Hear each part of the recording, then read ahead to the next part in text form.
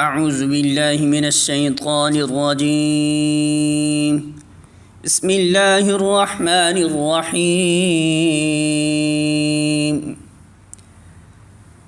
واتقوا یوما ترجعون فیہ الی اللہ ثم توفى كل نفس ما كسبت وهم لا يظلمون۔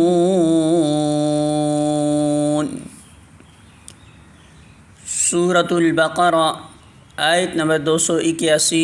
ترجمہ: اس دن کی رسوائی و مصیبت سے بچو جب کہ تم اللہ کی طرف واپس ہوگے، وہاں ہر شخص کو اس کی کمائی ہوئی نیکی یا بدی کا پورا بدلہ مل جائے گا، اور کسی پر ظلم ہرگز نہ کیا ہوگا۔